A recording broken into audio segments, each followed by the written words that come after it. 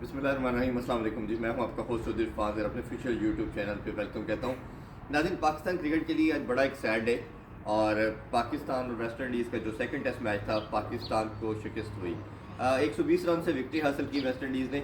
इस हवाले से अगर फर्दर डिस्कस करें तो पाकिस्तान ने जब टॉस हारा तो वेस्ट इंडीज़ ने पहले बैटिंग का फैसला किया और फोर्थ इनिंग लगता था कि पाकिस्तानी प्लेयर्स के लिए काफ़ी मुश्किल होगी और वही हुआ। ये जो स्पिन का जो ट्रैप था, कहा जा रहा था कि जी पाकिस्तान को स्पिन विकेट्स के ऊपर टैप रन मिल चुका है, बट हमने देखा कि वेस्ट इंडीज़ ने उसका तोड़ निकाल दिया। वेस्ट इंडीज़ की अगर हम मज़ीद बात करें तो ये इनकी सेकंड भी नहीं बल्कि थर्ड टीम कहना चाहिए। सिर्फ अगर कैप्टन ब्रैथवेट की बात करें या एक अदर स्पॉट बॉलर की बात करें तो वो आपके रेगुलर टीम का पार्ट थे। मोती की बात कर सकते हैं। बाकी उनके 80-90% जो लड़के थे वो बिल्कुल न्यू कमर थे।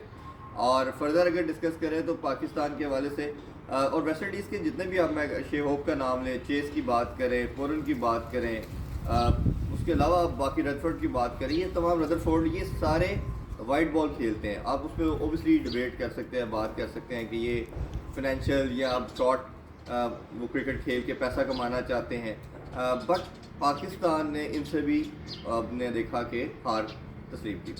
अब फैक्टर्स क्या हैं उस पर बात कर लेते हैं। सबसे पहला फैक्टर पाकिस्तान की सिलेक्शन पुअर थी। मैं अपने रेगुलर शोज़ में ये बात करता जा रहा हूँ कि पाकिस्तान ने आप कभी होता नहीं है टेस्ट की टीम के अंदर चेंजिंग की नहीं जाती। जब साइम अयूब इंजर्ड हुए थे तो आपने अब्दुल्ला शफीक को रखना था। आप ओडीए की परफॉर्मेंस के पीछे टेस्ट में से बाहर नहीं कर सकते थे, तो आपने पहली गलती ये की। फिर जब इमामुल हक को सिलेक्ट किया गया था तो किसने कहा था, क्या माइंड सेट था, क्या अप्रोच थी कि आपने फास्ट बॉलर लाजमी खिलाना है। लास्ट मैच में देखें खुरम शहजाद से सिर्फ एक ओवर करवाया गया। फिर आपने इस मैच के अंदर देखे तो काशिफ अली से पहले ही इनिंग्स में भी 4 ओवर और इसमें भी कुछ बहुत कम ओवर करवाए गए। आपका हमेशा ये होता है जो वीक पॉइंट होता है उस पर आप काम करते हैं, उसको स्ट्रेंथन करते हैं। पाकिस्तान का वीक पॉइंट बॉलिंग नहीं था। स्पिनर तो आपके पास ऑलरेडी 3 थे, अगर चौथे की ज़रूरत पड़ती तो आपके पास सलमान अली आगा मौजूद थे या कामरान गुलाम भी थोड़ी बॉलिंग कर लेते। तो बॉलिंग का मसला नहीं था, आपको अपनी बैटिंग को स्ट्रेंथन करना था। और स्पिन विकेट के ऊपर अशौक शकील के अलावा जो दूसरा बैटर सबसे अच्छा खेल सकता था वो इमामुल हक था। तो आपने अपनी बैटिंग को स्ट्रेंथन नहीं किया या आपने वेस्ट इंडीज़ को बहुत ही हल्का लिया कि ये तो मसला ही कोई नहीं, हम इजीली जीत जाएंगे। और फिर उसका रिजल्ट ये होगा कि पाकिस्तान आज 120 रन से हार गया। बहुत ज़्यादा क्वेश्चन मार्क है, ख़ास तौर पे अगर फर्दर लूप होल की बात करूँ तो कप्तानी के ऊपर बहुत सवालिया निशान है। जस्ट हैपनिंग का वेट करते हैं, जब पार्टनरशिप लगती है तो कुछ किया नहीं जाता। और पाकिस्तान क्रिकेट का जो एक डिबैकल की रीज़न जो है टेस्ट के अंदर कि हमसे टेल आउट नहीं हो रही। हमने ऑस्ट्रेलिया सीरीज़ में देखा, हमने उसके बाद बांग्लादेश के ख़िलाफ़ भी देखा, 26 पे भी हमने 6 आउट करके नहीं कर पाए। साउथ अफ्रीका में जो सेमी कंडीशन थी उसमें 99 पे 8 आउट करके फिर हमने 50 रन की पार्टनरशिप करवा दी।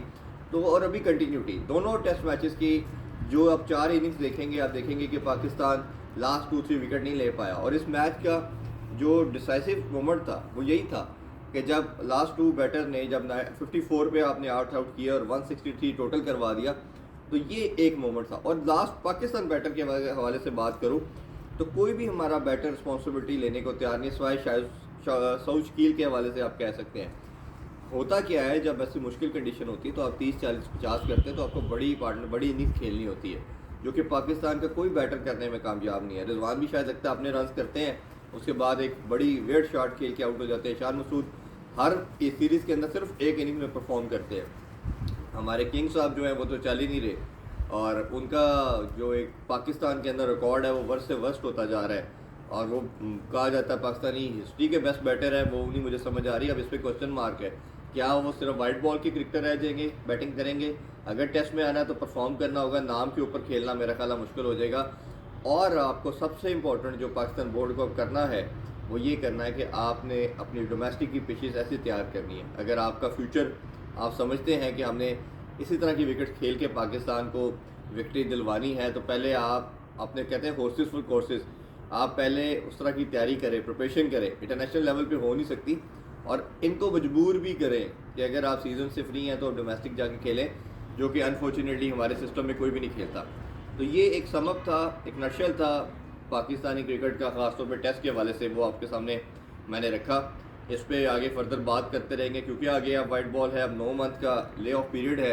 और मैं अब ये लास्ट इस पर यह कहना चाहूँगा, अब पाकिस्तान ने जो अपनी टीम रखनी है नेक्स्ट WTC के वो पूरा जो आपका टूर्नामेंट होगा, इवेंट होगा, उसके लिए वो फिक्स लड़के करें और उन्हीं को 2-2.5 साल खिलाएं।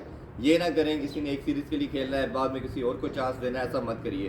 वो 15 का स्क्वाड फिक्स करें और उनसे कहें कि आपने 2-2.5 साल का जो स्पैन है WTC का, ये आप नहीं खेलना है। और ख़ास तौर पे कप्तान अब आपको देखना पड़ेगा। आप, मेरा नहीं ख्याल कि शान मसूद की कोई भी हमें गेम सेंस ऐसी नज़र आई कि जब वो कोई डिफरेंट चीज़ करते हैं, कोई एक्स्ट्रा ऑर्डनरी किस्म की तरफ माइंड सेट लेके जाते हैं, वो गेम अवेयरनेस दिखाते हैं। तो ये कुछ चीज़ें हैं जो कोशिश की आप तक पहुंचाई जा सके और बोर्ड भी इस पर सोचे। बाकी ये है कि फ़र्दर आपसे हम डिस्कशन करते हैं कि अपना ख्याल रखिए। अल्लाह हाफिज़। पाकिस्तान जिंदाबाद।